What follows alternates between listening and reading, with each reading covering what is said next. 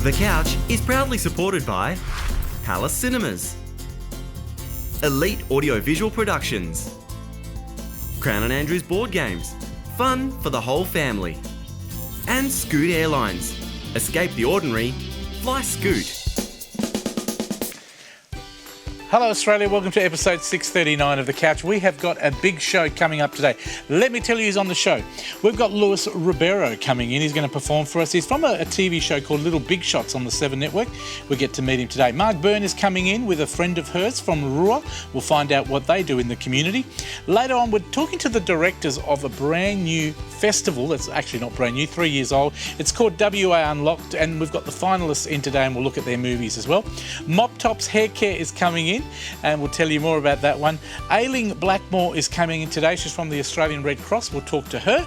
And we've also got a Scoot winner to ring on the phone. Stick around. Episode 639 of The Couch in HD starts now. It's showtime on the couch. It's showtime on the couch. You can see it from your house. You can see it from your house. It's showtime on the couch with Fred and the best in town. You can see it from your house.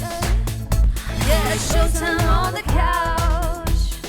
Oh, oh, oh. Hello Australia, welcome to another episode of The Couch. Hope you're having a great Sunday. Joey Heaven, the band, is performing for us live. They're a local Perth band. They've got a great song called, let me get it right, No Price. There you go. Here they are, centre stage. Make them welcome.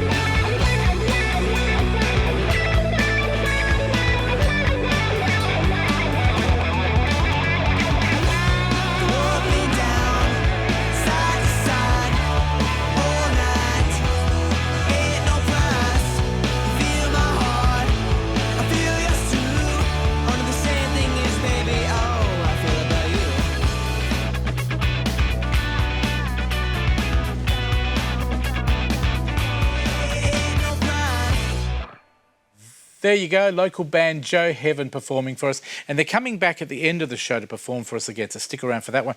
But we've got a young guy in the studio today. Now, he was on a TV show called Little Big Shots. His name is Luis Ribeiro, and he's here on The Couch. Welcome to The Couch. Thank you very much. I'm welcome to be here. I really enjoy TV, and I really You enjoy are. this You're stuff. very happy. Now, how old are you, Luis? I am 13 years old. So you're quite young when you compare yourself to all of us in here. Because I'm 14. But Right. that's okay. Now tell me, how did you get onto Little Big Shots? How did you get involved with that?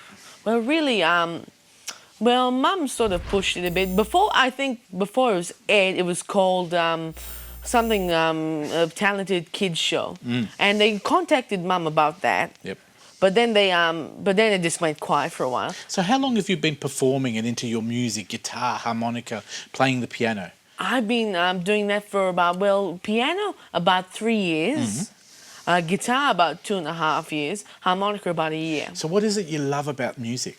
Just that this can move people in many different ways. It's just this sound wave, ohms. It's I find it quite powerful how one man can move an entire audience with music.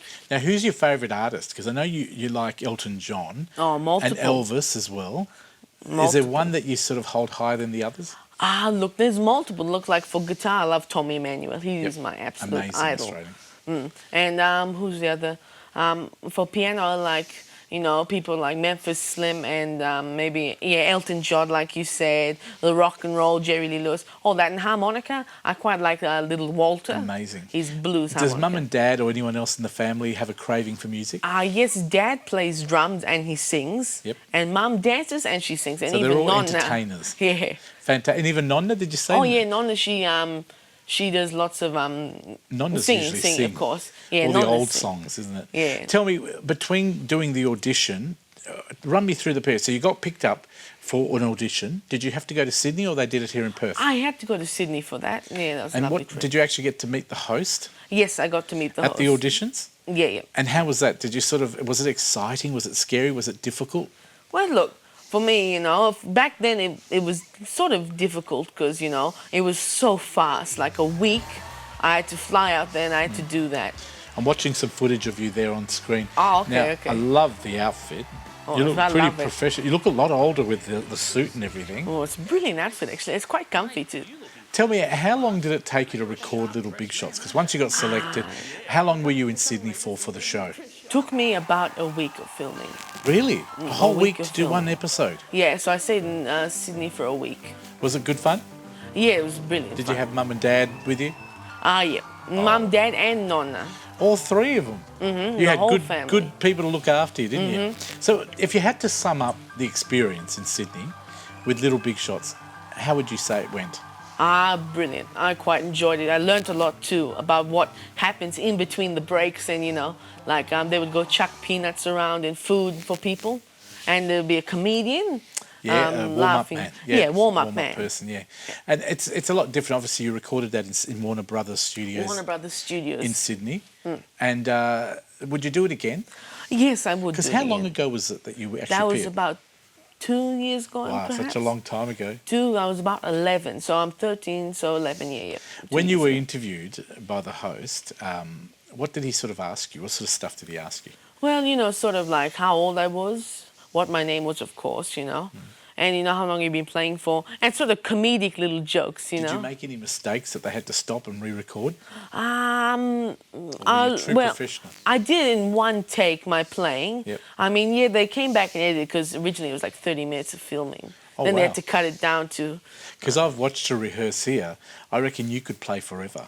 I don't know about that, but I could play to myself forever, but I don't know about an audience. Lewis, if I asked you in 5 or 10 years, where would you like to be with your music? Are you going to give up on it and finish your schooling and become an accountant, or are you planning on keeping on course with music? Look, wherever life takes me, I'll go. But I am hoping to be a musician. I'd like to go to WAPA and I'd like to study and I'd like to graduate from that.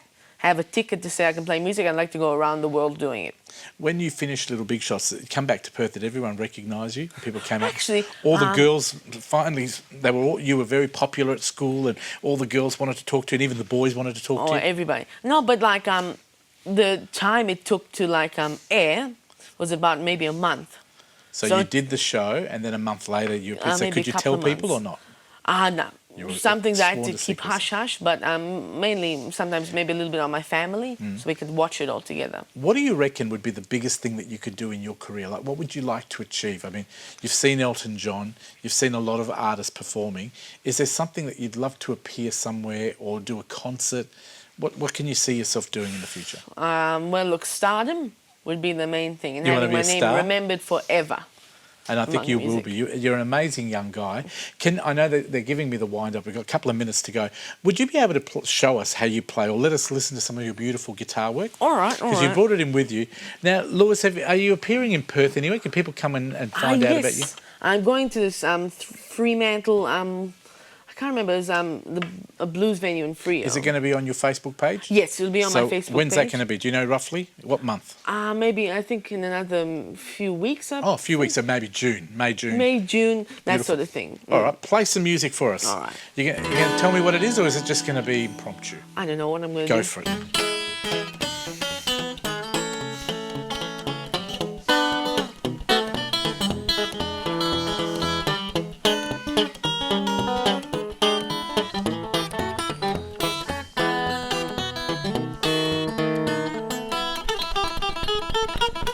How about a little bit of Tommy Emmanuel, maybe? This is Tommy Emmanuel, isn't it? No.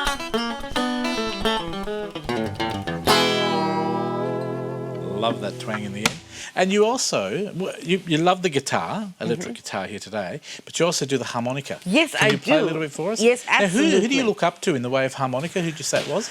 I said Little Walter. Little Walter. And Big Walter Horner, and what's his name? I can't remember Are his you name. a bit of a jazz liker as well? Yes, I I can love imagine you doing jazz. jazz. I can do a little bit of jazz. All Hold right, on. show me a bit of harmonica. All right. I'll Is play it hard something. to learn how to play harmonica? Well, look, it's 10 holes. You blow out. This is in the key of Because C. my dad's Italian, and he used to have one of those, and I don't know how he used to play it, but Italians seem to know, nonni seem to know how to play it. Yes. They want me to play some. Go for it. All right.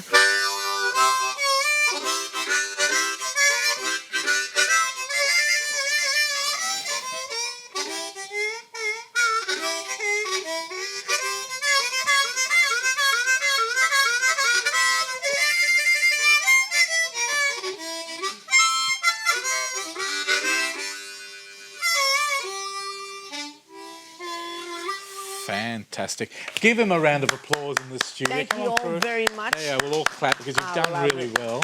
Thank Look, you. you're a 13-year-old. You're an amazing artist. I'd love to have you back on the show one day and get you to play all three of the instruments. Try and do a song where you have to do a bit of each.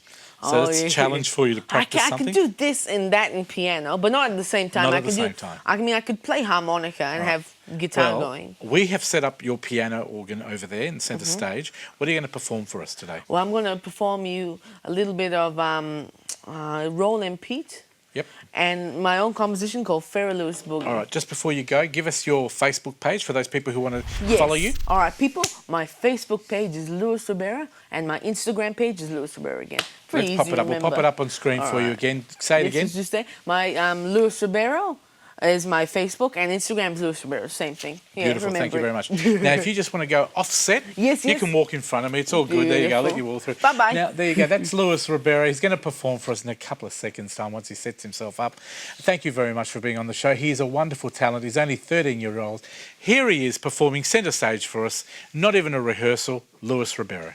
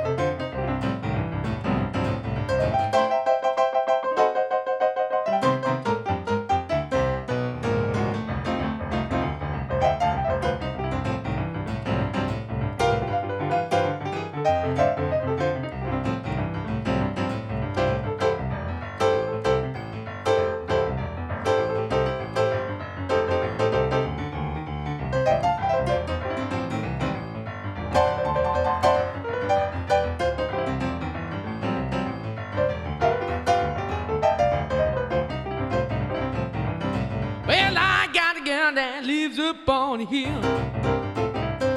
Well, I got a gal that lives up on the hill. You know she's trying to me, but Lord, do I love her still? She got eyes like diamonds, they shine like Klondike gold. She got eyes like diamonds, they shine like Klondike gold. Every time she looks at me, it sets my mellow soul. Boogie, boogie.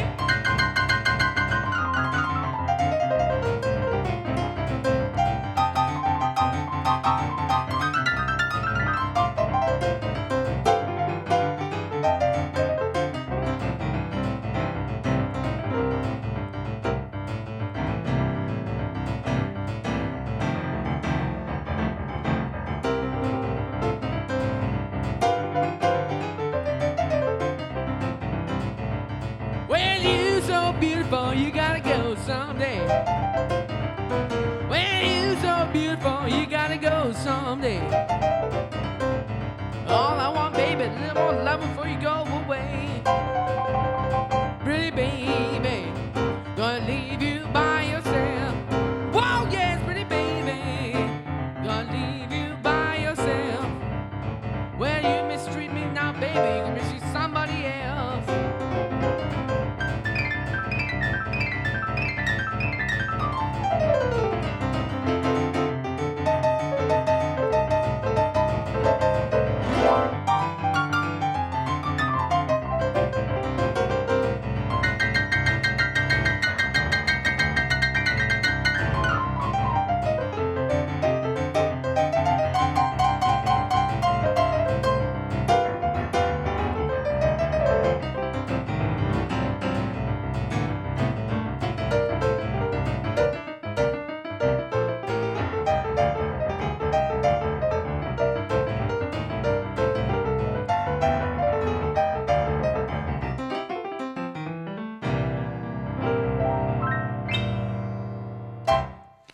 Well done. What an amazing young man, 13 years old. He is an incentive to other kids to play music. We will have you back on again. We need to take a break because we are so busy today. We've got 4 directors, not one, coming up from the WA Unlocked Film Festival that's been in Perth. But we're going to get Lewis, if you don't mind, play us out to the break and we'll see you right after this break, right here on the couch.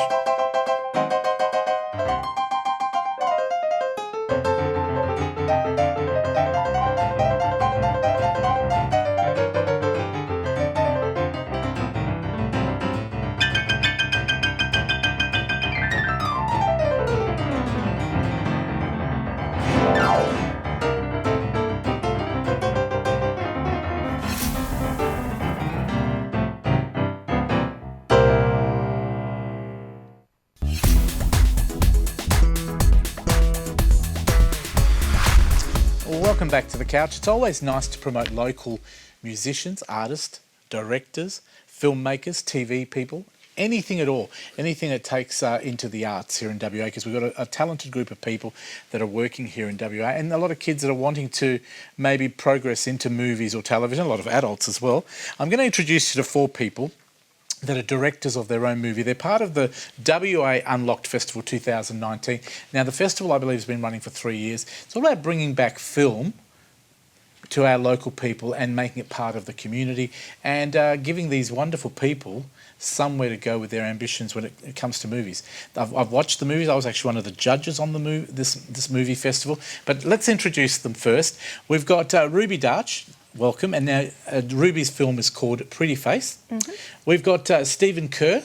Your movie's called Spiral. Welcome. We've got Shane Van Listenborough. Did I get that right? You can pronounce it again for me. Shane Van Litzenborg. Litzenberg. Yeah. Thank you very much. I'll just call you Shane if that's okay. No worries. And your movie's called Noah. Thank you for coming in today. And we've got Caleb McKenna. Did I pronounce that one right? Did well. Easy name. Easy. And your movie's called I Said Nothing. Yes. And that's what a lot of people say to me sometimes, say nothing. But thank you for coming in. Let's start with you, Caleb. Yep. Tell me a little bit about the festival itself. The film festival. Yep. It's just a great showcase of WA talent. Because, you know, there's so many festivals that exist and so many festivals that showcase a lot of other talent from all across the world. It's just great to have a festival that we can kind of call our own and check in with each other's work. Now, this is the third one, I think, number 3, and next year's number 4. 2019, folks, is closed, but we want you to start enrolling. In the next month or two, I'm sure they'll put it up on their website, and they'll want you to get involved for next year. What's involved? Tell me what they need to do to get an entry into the movie. So the main thing is you've got to make a movie. Yep. And then you send it in, and hopefully you're lucky enough to be selected and screened with other amazing films amongst other amazing filmmakers. Well, let's talk about your movie, because you guys are the finalists, so you've done really well. You're the directors. You've written the storyline for this. All of you have written the storyline, I'm assuming? No, not all. You can tell me when it comes to your turn. But, Caleb, tell me your involvement in the movie I Said Nothing. I Said Nothing. I co-wrote I Said Nothing with the producer Brett Dowson, and I wrote and directed it. And we were lucky enough to receive funding from Screen West. Yep. And we made I Said Nothing over a period from first inception to finishing the film was about 18 months. What's it about? It's kind of about that moment when you still have really positive memories of your ex. And it's kind of positive memories. Yeah, so it's easy. What do you do with the negative memories of your ex? It's really easy because you use it to fuel your revenge or, that kind of feeling. But what do you do with the positive memories? And it's kind of about how you have to deal with both the negative and the positive memories of a breakup and someone you used to love. And did you use any personal experience in this, or is it all fictitious?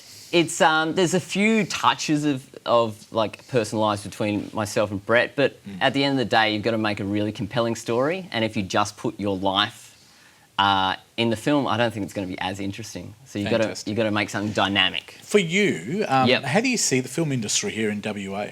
It's great. It's very competitive, and each year a lot of great filmmakers are coming out of film schools, like these 3 people, and they're coming in. So you've got to make sure you're using your time wisely, and you've not just films, but there's a great web series coming out of Western Australia, and there's a lot happening here. There is, and I feel honoured to be Ben Elton's over here. I met him a year or so ago about his movie that he made in WA. So there's a lot happening. Perth and WA has been repositioned on the map as a great place to make movies. Where to for you? Where would you like to be, say, in 5 years' time? 5 years' time? Obviously, I'd love to be, in 5 years' time, splitting my time between making films in Western Australia and making films elsewhere around the world. But ultimately, if I'm making films, I don't think I've spent the next 5 years wisely. Fantastic. Well, thank you for coming in today. Thank you so much. Good luck with everything you do with your movie. Shane, I won't try your name again, because I know if I say Listenberg, did I get it right, or Litzenberg? Litzenberg. I think I got it right. Enough, yeah. Tell me about your movie. Now, your movie's called Noah. Tell us what that's all about. Sure. So Noah's kind of about 2 younger people who lost a friend. One of them lost a brother, the other one just a friend, about a year ago. And it's about how everyone around them is kind of moving on from the grief, and they're sort of still stuck in it. And they are having issues moving on, And so they sort of come together and they do a bit of daring stuff and end up, coming together about it and also finding a cool way to... How did you come up with the storyline? So the writer was a lovely girl named Emma Beale, and she's very good. And she wrote, I think some of it was life experiences and stuff like that, and was mostly about, dealing with grief and stuff. How long did your movie take to make? Yeah, probably around 8 months or so, a little bit longer. And do you think that, as we did with Caleb, do you think the industry here in WA is picking up, or can we do more to support it? Tricky question. Look, I mean, more support's always cool, but at the same time, there are a lot of players in the industry already, and realistically, it's just down to, in my opinion anyways... If you had the power to make the industry better, what would you do? What do we need to do? I think people just need to make films. A lot of people get weighed down... And support them as well. Yeah, sure, support's good, but we can't support them if they aren't making them. I'm meaning financial. When you come up with an idea, the problem I find here at WA, we've got a lot of talented people, but nobody wants to put any money towards things. So everyone says, forget it, we won't make it in Perth. So the community, the business industry, the government, they all need to put money into movies so people can write movies and make them in WA. Do you see a future here in WA, or can you see yourself having to move over east? I'd like to see a future in WA. Like you say, funding is tricky, Yep. especially here. It's very hard to find the right places. And then What was the greatest thing about making this movie for you? I like being on set. I really enjoy trying to figure out the issues with bringing characters to screen. So Fantastic. Well, good luck with whatever you do in your future. Let's go to Stephen. Stephen, thank you for coming in today. Tell me about your movie. Now, yours is called A Spiral. Yes, sir. What's that all about? Spiral is set in an alternate history where on the same day Australia won the America's Cup in 1983, Good year. World War III broke out by accident from a Russian radar technician picking up, and this really happened, 5 erroneous signals that they thought were missiles being launched in North Dakota. The Russians were already very paranoid. The Americans and NATO have just finished weeks before a live fire exercise called Able Archer 83. They had actual nuclear weapons strapped to their jets. The Russians thought it was a prelude to World War III. And long story short is that Spiral is about a young man, a cosmonaut trapped in space, and he radios for anyone to help him, and his signal's picked up by a young woman in WA, and they try and bring him home. Do you get to pick the characters and how they'll be, like their personalities and all that type of thing? I worked with the writer Corey Booth very closely to try and impart what I would like to have seen from the characters. I really wanted the cosmonaut to be like the stereotypical almost Russian hero, but with a certain air of sensitivity to him. And the Australian characters, especially the female ones, played by Shannon Ryan, Katrina, I closely modelled on the sort of spirit my mother had when she was younger. Wonderful. A very determined, honest, forthright person that was really all about trying to find the best in people and do the right thing. Fantastic. Yourself, when you talk about the film industry, how do you see it going here in WA? Are we doing well? Do we need to improve? And what's your opinion? I guess because I'm a little older than my 2 other Academy colleagues here, I was the only third oldest person in the Academy, the only one with school-aged children. That's a great achievement anyway, to be a mature-age student at the Academy. It was. And working with younger people and learning some ideas off them, and they learn off you. Oh, look, I worked with Shane a lot since then, and and Ruby well and taught me editing stuff that I'd never even heard of before. Fantastic. And she was able to just tick, and I was like, holy moly, you can do that now? It's like when 20 years ago you couldn't have dreamed of it. But going back to your original question about what we could do, is that what WA doesn't have is a dedicated studio. So Channel 2 has got studios, of course. 600 square metres, yes. But it's small. We need a dedicated soundstage studio. And I've often said to friends of mine on Facebook, and one of my friends, John Sylvester, has moved over east, and he said he thought that when he lived in Ellenbrook, where I do, that some of these old masters sites could easily be converted into some of the world's best sound stages. We've got public transport links, massive amounts of car parking, huge pool of people willing to work, especially in places that are economically depressed like Mandurah or Ellenbrook. We could really have a red-hot go. No, if we you're just had some 100% money. right. That's something the state government needs to do, because I know they're very keen to promote the industry, but they're doing it quite slowly. But you're 100% right. There's a Masters up at Bibra Lake, brand new building, could be turned into a sound stage, a film stage, and I think it's a great idea. So let's hope the idea is planted out there and people get into it. Maybe you do it yourself. Ruby, you're the only woman on this Yes. couch. Was there a lot of women entries? Or is it a special field that a lot of women don't 100% I'm like not to get too into? sure about whether there was many other female directors in WA Unlocked.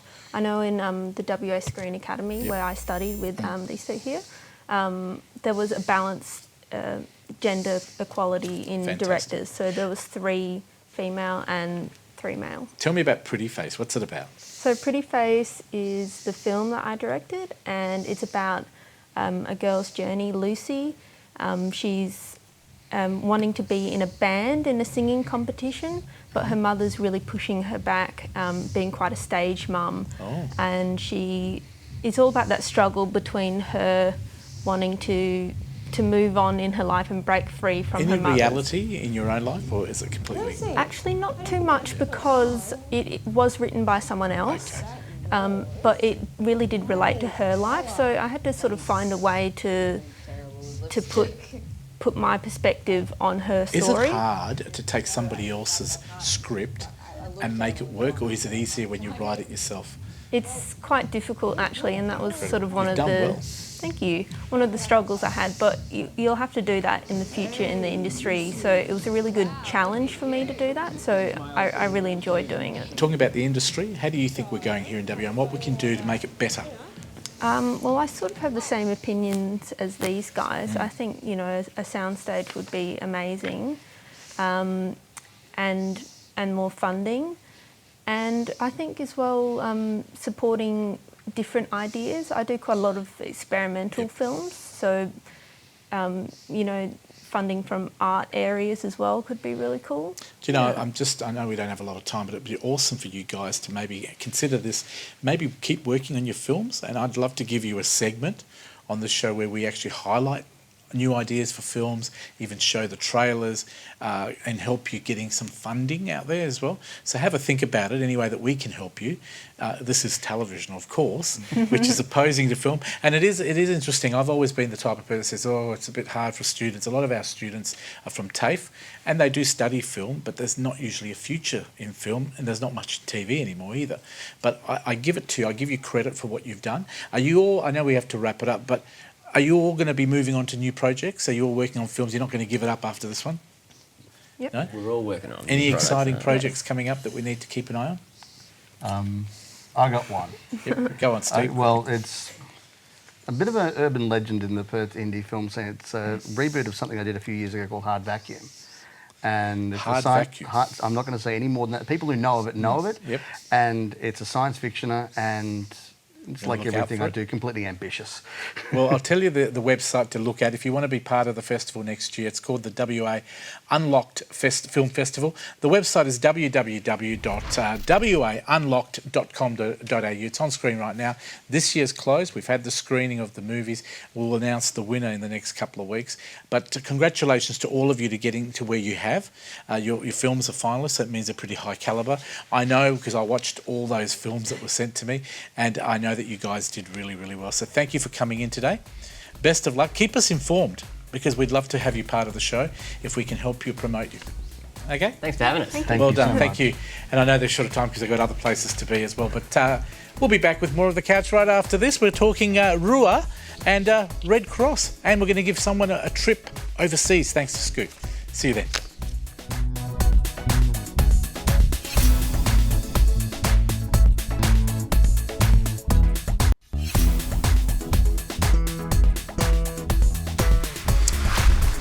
Welcome back to The Couch. I hope you're enjoying the program right here on Foxtel, as we always do every week, and I hope you're enjoying the high definition as well.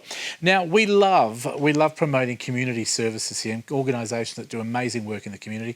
An old friend of mine is back on set today. She hasn't been here for about 10 or 12 years, I think. Mark Byrne, welcome back. Thank you. And, of course, Catherine Eastman, and we're going to call you Kat. It's a lot easier.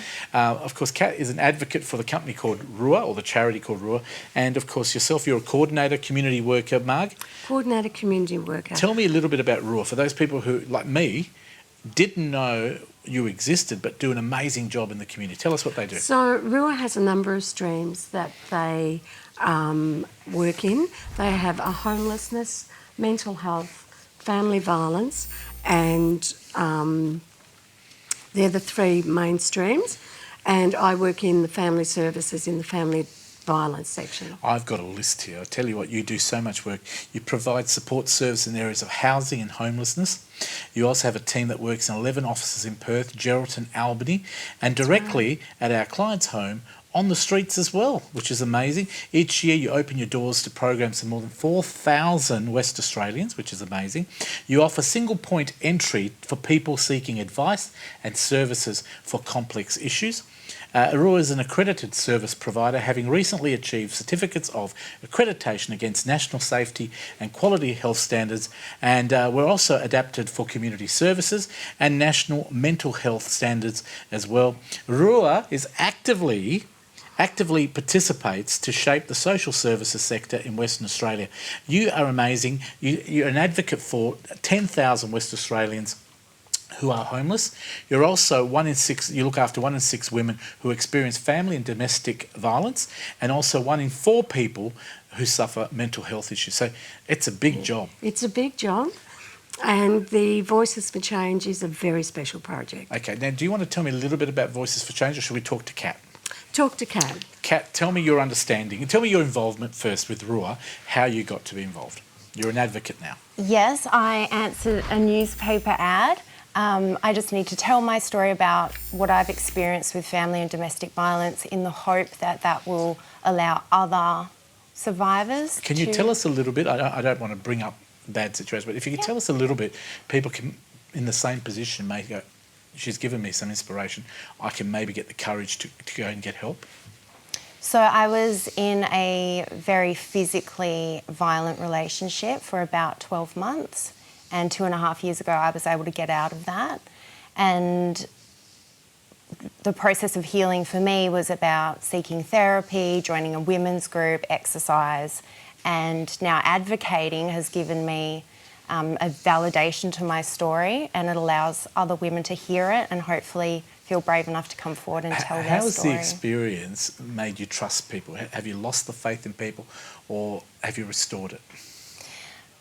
It does make you lose faith in people, especially when the people you considered family and friends turn against you and stand with your abuser. And they stood against him. Well, I have a daughter, so they stood against both of us, and that was really isolating and disappointing. And as far as the trust with men go, that's very difficult as well.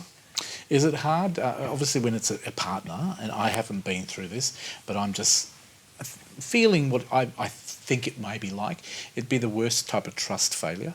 It'd be the worst type of abuse if it is your partner that's done this, and I'm assuming in your case it was. When you look for someone new, are there characters or personality traits? What do you specifically look for now? Does it put you off the normal things, or is there something that you automatically want to see now? Do they need to be nice? Do they need to be caring? Do they need to be a certain type of person? I have a huge list, which we won't have time to go into today. You're very fussy. I am very fussy now. But you can be. The main things I would say is the way he speaks about his mother and the way he speaks about his ex-partners. It gives you an idea of the respect he has for women. And I just want someone who is respectful and loving, treats me like a human being, not a possession, and treats me like an equal partner. No, great advice there. I want to ask you your advice to other women that may be in a similar or worse situation, because there are always worse. What would you say to them? Because I know your life changed when you walked out of there. That would have been the hardest thing to ever do.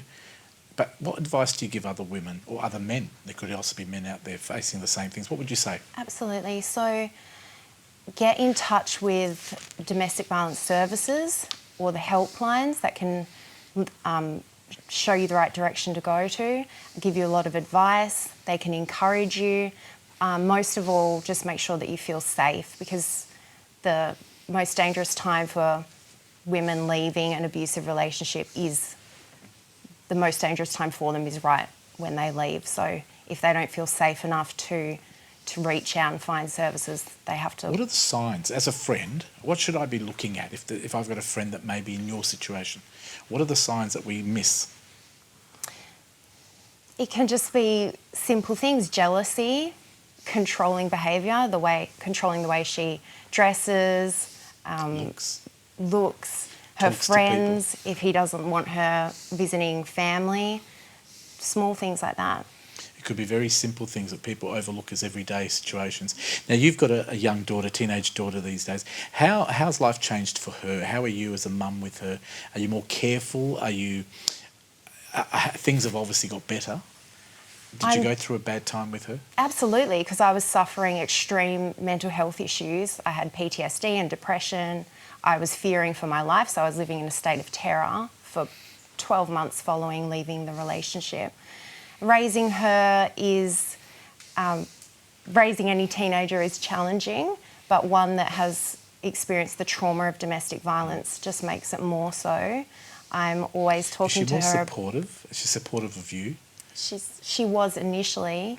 Now she thinks I'm a fool. Really? Well, that's her opinion, I guess. You also say to people they need to look for help. They need to ask their friends for help. They need, as well as us as friends, need to say, are you okay? Is there a problem? Do you need help? What's the first step? What do you think the first step people need to make is? contact a domestic violence service. And Rua's probably the Rua, group. Now, I know we haven't got a lot of time. I did say to Marg, I'd love to have her back and maybe do a couple of more segments, and we will have you back, Marg. Well, that'll be wonderful. Thank you. I know we've only got about a minute or so. Did you want to quickly say anything about Rua and the type of services, or maybe some of Kat's? I'd just like to say that there are 4 key drivers to domestic violence: condoning violence, male peer group oppression, and a couple of others. And if we, as a community, look at those and see how they operate, then we'll go a long way to understanding how domestic violence can be stopped. Now, we will have you back because I know that this is a fantastic topic. Unfortunately, too fantastic that it happens to too many people, but it's an important topic, and it's a modern problem. Mental health issues, abuse, anything that goes with it. So I'd love to have you back. Margaret, what's the website if people want to get involved or give you a call or look up some of the services for Rua? They can email me on Rua. We've actually got a website there on screen, rua.org.au, but they can email you through that website. Through that website, or they could even call me on 0419 216 652. Give that number again. 0419 216 652. We'll go to the website, which is there, and there you've got the Facebook page as well. Or check out our website for more info, thecouch.com.au. This is not a topic that's going to go away. We're going to make sure we give it a lot of highlight. It's a very important topic. Margaret, thanks for coming back and bringing this great topic and great social issue and social problem. Kat, thank you for being so courageous. Thank I know you. it's not easy to talk about it, but I'm seeing a person that's got a lot of courage these days. So well done. Thank you, Fred. Now, let's change pace and try and give someone an airline ticket thanks to Scoot. We're going to give them a call. Now, as you know, every week we ask you to enter in for us on the couch to win some tickets. Today being no different, but we're actually going to give them away today. We're going to give them away to a lady. Let me give out the name. Her name is Kay Cooper, and she lives in Mount Richon, I think they pronounce it, Mount Richon in WA. And Kay Cooper, we're going to give her a call because she actually wrote into us, and I think she's going to be very excited. Now, she needs to pick up the phone. Let's give her a call, please. Ben, let's give Kay Cooper from Richon in WA a call. Now, if she answers, she's actually going to win herself a trip to anywhere in the world flying Scoot for 2 people, and that's going to be a great prize. Let's dial that number. Here, let's hope that Kay answers the phone. Okay. Hello, Kay speaking. Hello, is that Kay Cooper? Everyone wants to give you a round of applause. Kay, you don't know who this is, I'm assuming, but you know a TV show called The Couch. I do. You do. Now, do you remember entering a competition called Pick Up the Phone with Scoot? I do, yes. Now, do you remember why you said you deserve a holiday? We've had many long hours. That's all right. Tell me why you deserve a holiday. Why do we deserve a holiday? Because we work in our own business 6 days a week, every day, just for 2 of us, and we're worn out. And what do you do? What does the business do? Give it a plug. We have a little craft shop in Kelmscott, Western Australia, called Cotton Wool Creations. And what do they do? It's a teddy bear hospital and a teddy bear shop and craft, lots of different crafts, so haberdashery, fabrics, all sorts of different things, and we do lots and lots of workshops and classes. Give us the address of your business. It's Shop 3, Yep. 211 Railway Avenue. And have you got a website? Do you have a website? We do. Give that out to us as well. Okay. It's www.cottonwoolshop.com. Well, congratulations, because I think you need a bit of a break. So Scoot and us are going to give you 2 tickets return anywhere in the Scoot network. Now, conditions do apply because there are dates that you can't fly in. Are you kidding me right now? No, I'm not. You've won. And this will be on the TV when you watch it next on the couch. You'll be on there talking to me, and we're really happy for you. Give her a round of applause, everybody in the studio. Well done. Now, let me tell you, your tickets will include, obviously, 2 tickets return. You'll also get your seats and you'll get your luggage as well. You'll have to buy your own food on the plane. But what I'd like you to do from now until I contact you, have a look at the Scoot website, which is flyscoot.com. Check out the destinations from Perth. Any of those destinations you can fly to. Oh. Anything you want to say just quickly? emotional. I'm crying here. Well, I'm so glad that you're a winner. Oh my God. Well, congratulations. I will contact you in the next couple of days, but you deserve a break, and thank you for letting us know about your teddy bear business as well. Oh, okay, thank you. Well done. Thank you very much. Thank you. There you go. Bye. Thank you to Scoot. Now, we won't tell you how to enter this week because we're out of time, so we'll do that next week. But check out our website. Details are on there as well. But our next guest is in studio. How great was that lady? Can I just welcome Aisling? I've got that right? Perfect. Well, now, you're from the Red Cross. How are you today? Really well, thank you. Now, I'm glad you found the building. Yes, I was on Oxford Street. It is a bit of a hard place to find at night. Aisling, tell me about you and your involvement with the Australian Red Cross. So I've been with Australian Red Cross for just over 9 years now as a volunteer. Mm-hmm. So what do you do day to day? What do you do at the Red Cross? Tell me. Well, day to day, I actually have a full-time job, so I do other things day to day. But my involvement at the minute is mostly I'm a member of the West Australian Divisional Advisory Board, so I'm the deputy chair of that. I do a little volunteering with one of our refugee support programs, and I chair our National Awards Committee. Now, we've got you in tonight to talk about your experiences volunteering and how valued that is as well. So you've been with the Red Cross 9 years, did you say? Yes, just over 9 years. That's a long time. Why did you originally get involved? So I applied when I was just starting university, and I'd kind of been through this period with high school where I just felt really like I didn't fit in anywhere, and I was kind of looking for a bit of a community. And one of the things that attracted me to Australian Red Cross is their 7 fundamental principles, and 2 of them are neutrality and impartiality. And I love that idea that there's an organisation which is there for everybody, no matter who they are, what their situation is, they're there to help everyone. And so I applied for a role with our Youth Advisory Committee, and that came through, and I just ended up in this organisation full of wonderful people, all kinds of people from all different walks of life, but who were really united by these fundamental principles. And for me, finding that community was... Is it a lot of fun? Do you have a lot of fun? You've been there 9 years. It's not something you wouldn't enjoy. No, I love it. Like I say, that community of people is just really enriching. You get a lot out of it. You get to give a lot back to it. And I've gotten to do some really fun things as well. So we've done... a couple of years ago, we did a young carers camp. So there are kids who sometimes have a caring role for a parent or a sibling. And so we just took them out to a campsite just outside Freo, and for a whole weekend, they just got to be kids. Now, well, can I ask you, what do you do in your normal work? Is it completely different? Yeah, totally different. I'm actually a public servant for the federal government. Oh, dear, that is a lot. Totally That's like different. me working at Medicare. Yeah. I guess at the end of the day, it's completely 2 different roles. But you know what I used to find when I used to do voluntary work?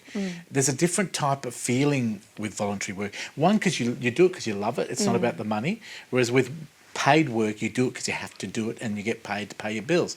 So... do you urge a lot of people out there, if they've got the time to spare, how much time do they need to have to be able to get involved with the Red Cross? Oh, I think it's really a challenge by choice situation. So when I was at university, I was volunteering 20, 30, 40 hours a week, depending on the year. Now that I'm working full time, it's less, and it's more around evenings and weekends. So the really good thing about volunteering and organisations that host volunteers is that they will adapt to suit you, and particularly if there's particular skills or a particular passion that you have, organisations really want you to be involved, and they really want to bring you into the fold. So they'll adapt and they'll flex and they'll suit you. And there's lots of different roles, isn't there? Absolutely. It's not just about sort of, I think sometimes people have this vision of volunteering that it's just about stuffing envelopes or something like that, but it's not that. Working in the donor centre with blood. Oh, look, they do a great job there. Have you been in that division? Do you work in that area? I donate blood. I haven't volunteered as one of their volunteers, but they have a great job. They get to just, help people to a sausage roll and a fizzy drink and something nice after volunteers, I'd say 90% the most important person at an organisation. You make everybody feel welcome, you do the support services, you go out there campaigning for the organisation. If people want to get involved, is it pretty easy to do? Yes, we're doing a lot of work to make it as easy as possible. So either for people to go into formal volunteering opportunities or even to help people take action in their own community. So we know in Western Australia, 3 in 5 people want to do more to help their local community. They just don't know how. I've got some stats here. Young people Yeah. top the country with 8 in 10, 82% aged 16 to 17 saying they want to help others to do it tough, who do it tough. This is excellent news apparently for the state and the community now and into the future, obviously. Australians are absolutely crying out to make a contribution, with more than 1 in 2, that's 56%, saying they genuinely want to do more locally. Yet just over a third, 38% of people say they are actively connected and engaged. The research also showed that Australians believe we should be wanting to talk more and think about helping out more. Rather than talk, go out and do it. And obviously people have got a lot of time on their hands, and this is a great organisation to get involved with. Do you urge younger people to get involved, or do you all ages? Look, all ages. A lot of my work with Red Cross has been around making it a really accessible and fun You're place still for a younger very young people. person Oh, too. thank you. That's very kind. But we've been doing a lot of kind of self-reflection. How do we make ourselves the most inclusive organisation we can be, from younger people all the way through to really You've been experienced very people. successful. We've got a website. I'll put it up on screen Thank right you. now. You might want to read it for me, please, Aisling. It's redcross.org.au. That's how easy it is, redcross.org.au. Go on that website, write to the organisation. There's a pull-down menu there, volunteering, and get involved. You heard Aisling, she loves it. 9 years. You go on long service soon. Well done. Do you know what you're going to be doing next time you go into the Red Cross? Do they tell you? Or is it exciting? No, I kind of I wing it. I rock just up do and whatever see, you have to. see what Well I can done. do to help out. Well, you are a pleasure. Volunteering is very important. I did it for so many years. You're doing it now. It's really good to get involved with charities. Help them out, because they really need people, especially in these times of low budgets. And a lot of people need your service, especially the blood services that you guys provide. That's it. Thank you, Aisling. Thank you so Thank much. you for coming in and telling us about the Red Cross and the work you do. We're going to come back after the break and talk about hair, what I have very little of. Mop tops, they're coming up after this. Well done.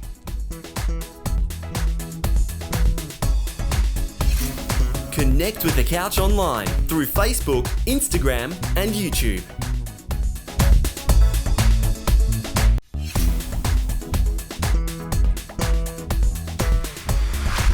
Welcome back to The Couch on Foxtel. Thanks for your company. We are going to talk to a lady called Chris Glassage, who's here now. And you run Mop Tops, don't you, Chris? I sure do. Now, we had you on the show a few years ago. Tell us a little bit about what Mop Tops is all about. Mop Tops is all about, I do children's hair. I specialise in children's hairdressing, firstly, and from there I've developed a kids' hair care range. So tell me, the kids are between 4 and 12. Yes. What's unique about Mop Tops, Bud, is you teach dads to do their daughter's hair. That's correct, How did that happen? That came when we had our salon, and dads would come into the salon with their children, with their daughters, going to a party and really freaking out because they couldn't do their hair. Wife's gone to work, or mum's away, or whatever. Stuck. They were stuck, and I just thought there must be so many dads out there with this problem. Even weekend dads, widows, anybody. And I thought I sat on it for a while. And I decided that someone asked me or approached me and said, would you teach this?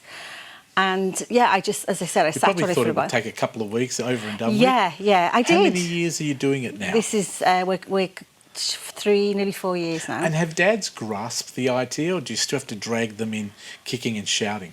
Oh, they still kick and shout, yeah. But once they're in, they realise it's good. I know we had a couple of dads in the studio once, and the daughters were the greatest because they let us in on a lot of home secrets. They like being in a hairdresser shop but telling all the gossip to the TV audience. But That's true. What's been easy, I know after all these years that you've been doing it, are you finding it a lot easier to run these courses by word of mouth? People are telling other people? Oh, 100%. And they're actually coming in as far as Karratha and Tom Price now. Fantastic. Yeah. Now, you also sell some products through your store, and you can buy them online. What sort of products do you sell? They are kids' hair shampoo, conditioner, detangler, and we have a swimmer's range as well to stop all that green hair. Because our kids, especially in WA, we swim a lot in the summer, and it's the chlorine. It's chlorine and the sun bleach. So yeah, it's protection, and they're all natural. All right, now we'll give the website out in a sec where you can get all the products and also find out about the workshops. Tell us about the workshops you're running.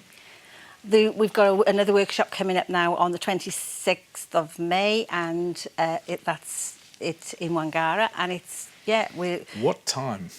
Time is 9 till 10:30. So 9 to 10:30 in the morning? Yes. Now, it'll be plenty of time for us to preview this. So we want people to book, or do they just turn up? They book. They can book online, or they can go to our Facebook page, and all the details are on there. Now, are you likely to have more workshops throughout the year? Oh, definitely. So if this one works out and people ask for more. Oh, now, for sure. The website for those people interested, let's give it out, please, Chris. www.moptopshaircare.com.au. Now, what do the workshops cost to attend? $65. $65. Yes. And that's just the set fee. That's one the set dad. fee, Do yeah. they bring their kids with them as well? Yeah, one dad, one daughter. That's for the duo. And Yeah. how long does the workshop run for? 1.5 hours. Fantastic. Chris, it is always a pleasure to have you on the show. Mop Tops, now you're a real hairdresser, aren't you? I am, yes. So you could yes. actually do something good with my hair maybe Absolutely. next time you come in. I'm glad to see you're still operating. I'm glad you've put up with the struggles of running a business. Mop Tops, wonderful if you're a dad out there and you want to learn how to bond with your daughter through her hair, get her ready for school, so it's not just mum's job anymore. Dads take it on board. Contact Chris, because she'll help you out at Mop Tops. Can we give out the website one more time before we say goodbye? Yes, www.moptopshaircare.com.au. All the products are on there. Thank you to Chris. I'm sure you'll be back again. Look out for those workshops on the 26th, which is today. They're open this morning. Get in there.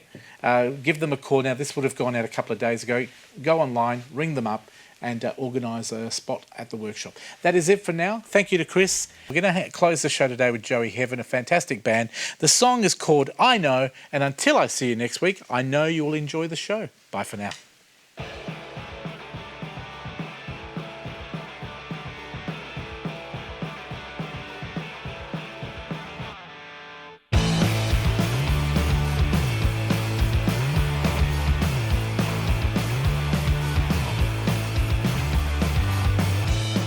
So many reasons why I think you're one of a kind. You spin my head so many times. You keep me tied and bound. I really like that sound. You keep me coming back around. You blow my mind. You make me feel so high. I know. You wanna go out, so come over here, lend me your ear. I know. You wanna go out, so come over here. I hear you every day, you make me go insane. Always playing with my brain. Look what you've done. Look, can't you see? Tell the truth honestly. Oh, you blow my mind, baby, all the time. You make me feel so high. I know. You wanna go out, so come over here. I know. You wanna go out, so come over here.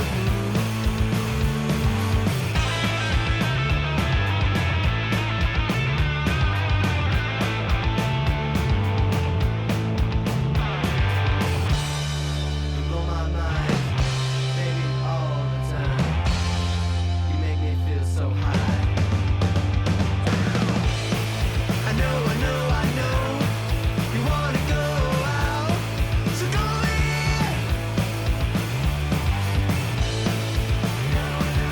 Look what you've done. Look, can't you see? Tell the truth. On the couch with us, da-da-da, da-da-da-da. On the couch with us.